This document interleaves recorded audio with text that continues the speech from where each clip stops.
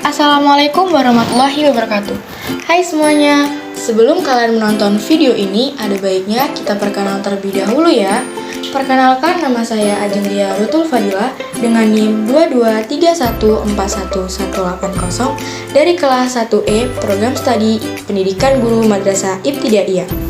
Video ini saya buat untuk memenuhi tugas ulangan tengah semester mata kuliah Bahasa Indonesia.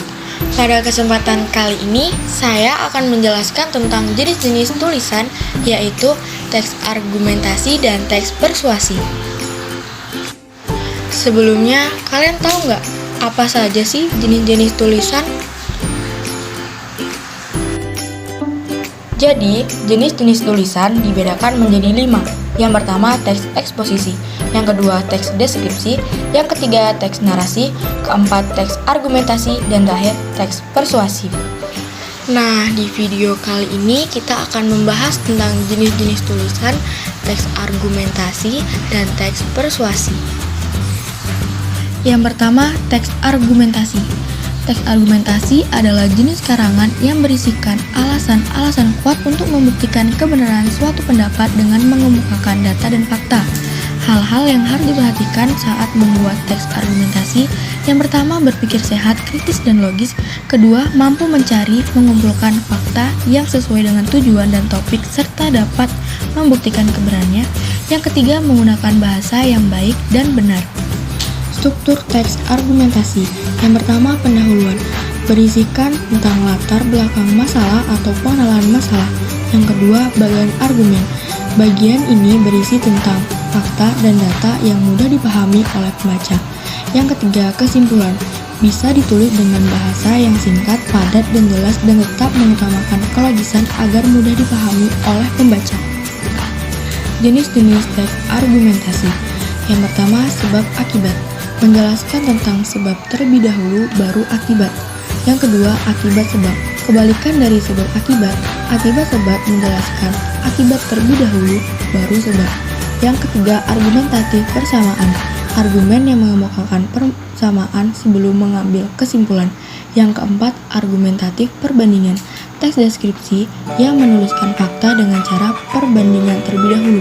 Yang kelima, autoritas, ditulis berdasarkan pendapat para ahli atau orang terkemuka. Yang keenam, kesaksian, ditulis berdasarkan kesaksian terkait isu yang diangkat.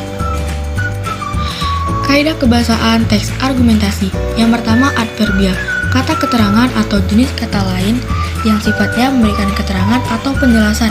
Contohnya, sangat, amat, tidak. Yang kedua, konjungsi atau kata hubungan. Konjungsi dibedakan menjadi 3.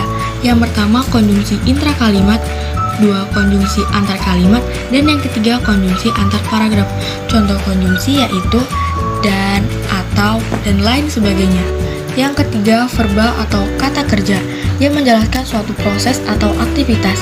Verba dibedakan menjadi 4. Yang pertama, verba asal, kedua, verba transitif, ketiga, verba turunan, dan keempat, verba intransitif.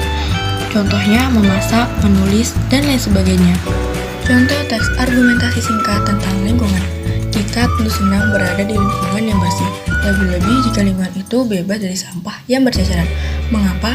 Sampah, apalagi yang menggunung, selain mengesankan jorok dan menimbulkan bau busuk, juga menjadi sarang penyakit. Berbagai bibit penyakit yang berkembang biak dalam sampah itu mengancam kesehatan kita. Makin banyak sampah di sekitar kita, makin besar juga ancaman itu. Sebaliknya, makin bersih lingkungan kita, makin besar juga harapan kita untuk hidup sehat. Kesehatan merupakan sesuatu yang sangat berharga bagi kita. Mungkin kita kurang menyadari hal itu jika kita sedang sehat. Akan tetapi, jika kesehatan kita terganggu alias sakit, kita baru menyadari bahwa biaya untuk memulihkan menjadi sehat lagi tidak sedikit. Lebih-lebih jika penyakitnya tergolong berat, maka perlu biaya untuk membayar dokter, membeli obat, dan biaya opname di rumah sakit yang jumlahnya tentu tidak sedikit, bukan?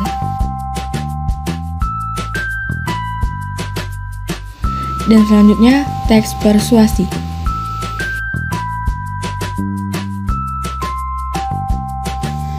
Yang pertama, pengertian teks persuasi. Teks persuasi adalah sebuah paragraf yang berisi pernyataan untuk mendorong atau mengajak seseorang untuk mengikuti keinginan penulis. Teks persuasi ini cenderung bersifat promosi karena adanya upaya mengajak para pembacanya.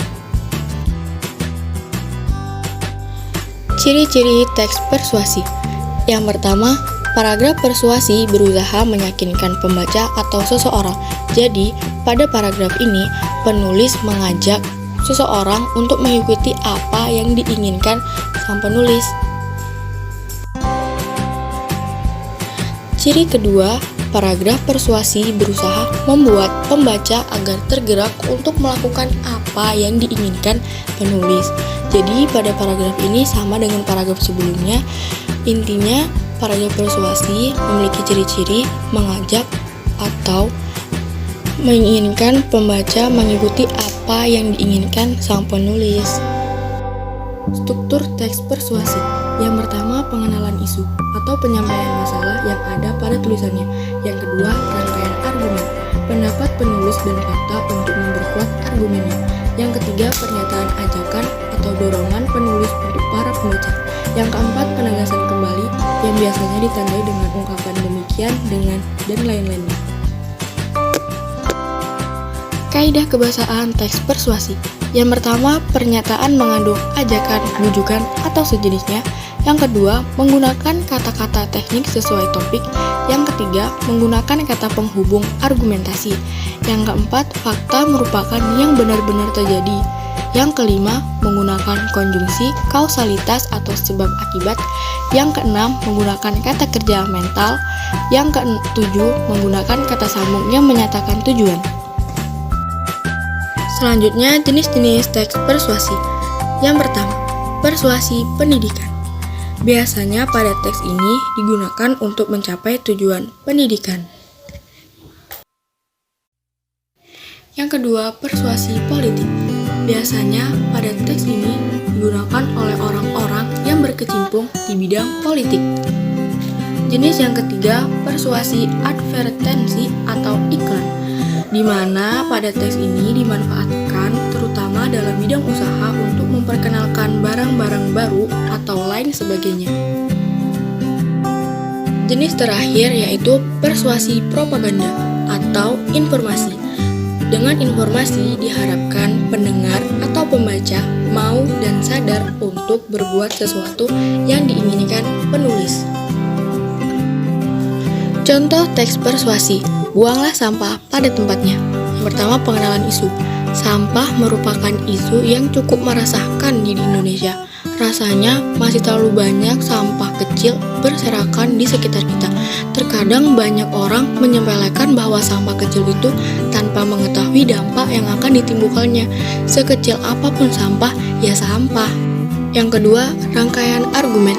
Sampah yang kita buang di mana saja tidak akan hilang sendiri, apalagi jika sampah tersebut merupakan sampah anorganik atau sampah yang tidak dapat diuraikan oleh tanah. Namun, bukan berarti kita dapat membuang sampah organik kemana saja. Sampah terurai tetap tidak akan menghilang secara instan, bukan? Membuang sampah di mana saja tetap berisiko mengundang penyakit yang tidak diinginkan. Belum lagi dampak langsung yang membuat kita tidak nyaman. Baunya akan sampai ke hidung kita juga yang membuangnya. Sebelum mengeluh, keluhkanlah diri sendiri yang tidak membuang sampah ke tempatnya. Yang ketiga, pernyataan ajakan. Oleh karena itu, buanglah sampah pada tempatnya. Sesederhana itu, maka berbagai dampak negatifnya akan terhindarkan. Hargailah orang-orang yang selama ini berjasa menjaga kebersihan. Mereka bangun dan bekerja jauh lebih awal dari kita. Kedinginan, kelelahan karena ulah kita yang membuang sampah sembarangan. Yang terakhir, penegasan kembali. Menghargai mereka sama dengan kita menghargai diri sendiri. Karena saat kita membuang sampah sembarangan, kita akan menjadi pribadi yang kotor, seperti sampah itu sendiri. Mari buang sampah pada tempatnya dan jagalah kebersihan. Nah, itu dia penjelasan yang bisa saya sampaikan tentang jenis-jenis tulisan, teks argumentasi, dan teks persuasi. Semoga pembelajaran kita kali ini bisa bermanfaat bagi kita semua. Thank you, don't forget to like, subscribe, and comment. Wassalamualaikum warahmatullahi wabarakatuh. Bye-bye.